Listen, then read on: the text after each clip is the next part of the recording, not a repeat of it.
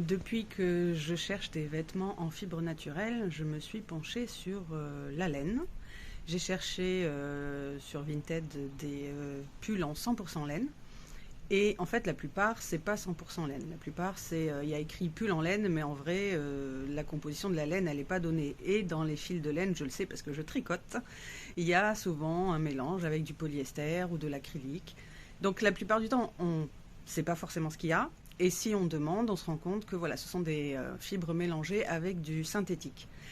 Si on trouve un pull 100% laine, ce qui m'est arrivé quand même, donc ce pull que je porte là, c'est un 100% laine, eh bien, il y a plein de questions à se poser, parce qu'il y a laine et laine, en fait. Donc, il y a la laine vierge, donc qui est vraiment tondue sur les moutons, et puis qui est, ou les chèvres éventuellement, ou le yak, et qui est utilisée, enfin, filée, lavée, filée et utilisée telle quelle. Et ça donne des vêtements qui doivent être lavés à la main, pas de mécanique, c'est-à-dire pas de roulement de tambour, de machine à laver, parce qu'en fait ça feutre. Et le problème de la laine, c'est ça, c'est le rétrécissement et le feutrage. Donc ça veut dire lavage à la main en général.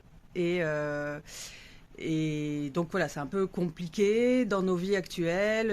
Voilà, souvent, voilà, il faut que tout soit pratique, tout passe à la machine. Et c'est pourquoi, les producteurs de laine ont fait évoluer la laine et ont appliqué des traitements.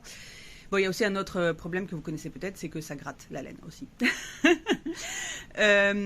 Et donc, voilà, pour ce pull, dont je vous mettrai une photo avec la marque plus loin, j'ai pas réussi à trouver sur le site de la marque des informations sur le traitement. Mais déjà avant le traitement, il y a des questions à se poser sur les conditions de vie des animaux, parce qu'en effet, la laine, c'est une matière animale.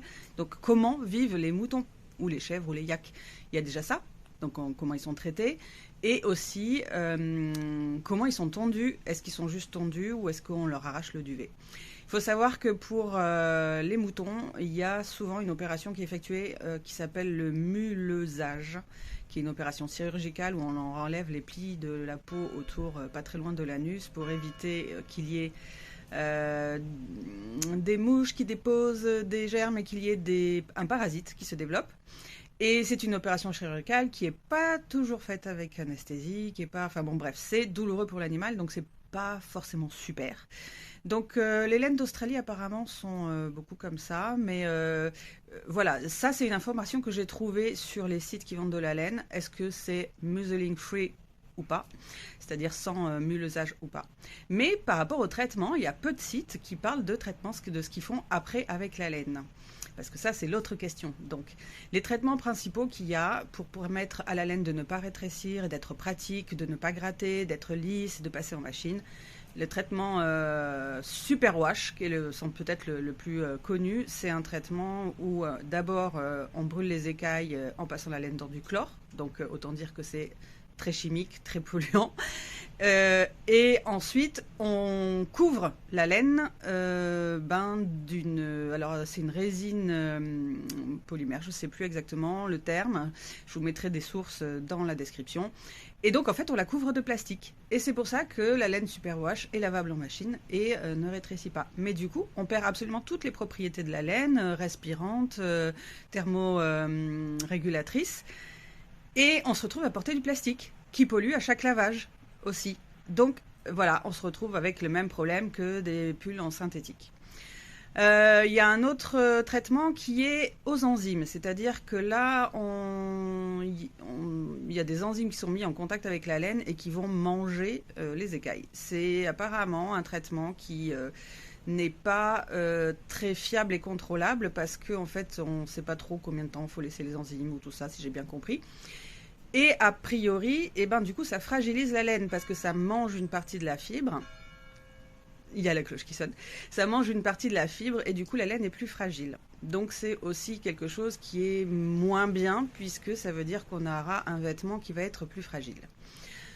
Un autre traitement que j'ai vu aussi, c'est le traitement aux ondes de choc électrique et pression air. Donc là, il n'y a pas de produits chimiques. Et l'idée, donc aussi, c'est de modifier la fibre pour qu'elle soit plus lisse. Mais peut-être que ça altère aussi la résistance. Voilà, on ne sait pas trop encore, apparemment. Et voilà, je crois que c'est... Bon, il y en a d'autres, hein, il y en a sûrement d'autres. Il y en a un qui consiste à juste mettre du plastique dessus aussi. Et il y en a un autre... Ah oui, il y en a un autre qui consiste à remplir les écailles avec des mini-patchs. Et on ne sait pas trop ce qu'il y a dans ces mini-patchs. Peut-être de l'amidon, on ne sait pas trop. Ça, c'est le EXP, je crois, EXP, le traitement EXP, voilà. Bon, il paraît que c'est naturel, qu'il n'y a pas de produits chimiques dedans. Donc, une fois que vous savez tout ça, eh ben, ça vous permet de savoir quelle laine porter, comment choisir un pull en laine. Et je vous avoue que moi, je trouve que c'est un vrai casse-tête. Alors, je sais qu'il y a la maison de Bamoulia qui a écrit un livre sur la laine et qui explique comment reconnaître apparemment une laine vierge, non traitée, d'une laine traitée. Elle partage beaucoup de choses aussi sur son compte Instagram et il y a plusieurs personnes dont je partagerai les comptes qui ont publié des articles sur justement la laine, les alternatives au pull en polyester ou à la laine traitée. Effectivement, c'est pas le même prix. Acheter un pull en laine vierge, non traitée, qui respecte les animaux, c'est souvent 150, 200, 250 euros. Donc c'est pas le même prix. Néanmoins, j'ai vu que beaucoup proposaient un paiement en plusieurs fois sans frais sur leur site. Donc ça, c'est quand même ça permet vraiment de pouvoir acheter de la bonne qualité. Et voilà, normalement, c'est un vêtement qui sera exceptionnel, qui sera vraiment super par rapport à la thermorégulation, par rapport à la transpiration, par rapport au confort, et qui dure normalement. Voilà, mais effectivement, il faudra bien le traiter, donc pas de machine. Voilà, et pas d'essorage. Voilà, toute manipulation mécanique va faire rétrécir la laine. Eh bien, je vous mets des infos en description. J'espère que ça vous sera utile. Et on peut se partager nos bons plans, hein, des marques respectueuses, des trouvailles et tout ça. Ok, salut!